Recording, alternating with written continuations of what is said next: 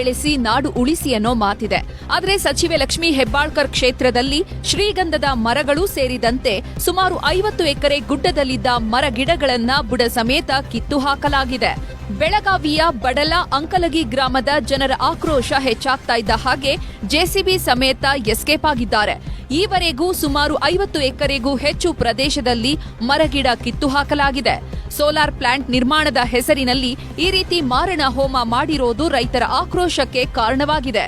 Solar plant ಹಾಕ್ತಾವ ಅಂತೇಳಿ ಇಲ್ಲಿ ಇದ್ದಂತವ್ರು ಹೇಳಿದಾರೆ. ಆದ್ರೆ ಯಾವುದೋ ಅಧಿಕಾರಿಗಳು ಇನ್ನೂ ಮಟ್ಟ ಬಂದು ಫಸ್ಟ್ನೇವನ್ನು ಮಾಡಿಲ್ಲ.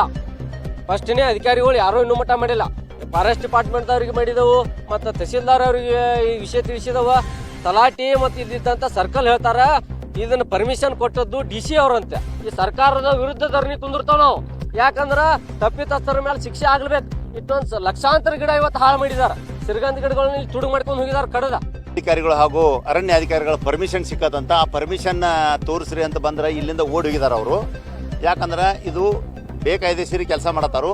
ಇನ್ನು ಮುಂದೆ ಏನಾದರೂ ಒಂದು ಸೃಷ್ಟಿ ಮಾಡ್ಕೊಂಡು ಬಂದ್ರೂ ಈ ಒಂದು ಅರಣ್ಯವನ್ನು ನಾಶ ಮಾಡಿದ್ದನ್ನು ನಾವು ಮಾತ್ರ ಬಿಡೋದಿಲ್ಲ. ಮರಗಳ ಕಡಿತಲಾಗಿರೋ ಕುರಿತಂತೆ ನಾವು ಮೇಲ್ನೋಟಕ್ಕೆ ನಮಗೀಗ ಮಾಹಿತಿ ಬಂದಿರೋ ಪ್ರಕಾರ ಅದು ಏನು ಜಮೀನಿದೆ, ಸರ್ಕಾರಿ ಜಮೀನಿದೆ, ಅದರಲ್ಲಿ ಮರಗಳ ಕಡಿತಲಾಗಿದೆ ಅಂತ ಹೇಳಿ ಮಾಹಿತಿ ಬಂದ ಹಾಗೆ ಈಗಾಗಲೇ ನಾನು ನಿನ್ನೆ ನನಗೆ ಮಾಹಿತಿ ಬಂದ ತಕ್ಷಣವೇ ACF ಅವರಿಗೆ ಇದರದ್ದು ಎಂಕ್ವೈರಿಗೆ ತನಿಖೆಗೆ ಆದೇಶ ಮಾಡಿದ್ದು. ACF ಅವರು ಸ್ಪಾಟ್ ವಿಸಿಟ್ ಈಗ ಹೋಗಿದ್ದಾರೆ, ಸ್ಪಾಟ್ ವಿಸಿಟ್ ಮಾಡ್ತಾ ಇದ್ದಾರೆ.